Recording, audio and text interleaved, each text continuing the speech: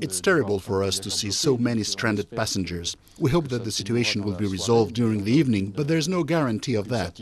We're really flying blind.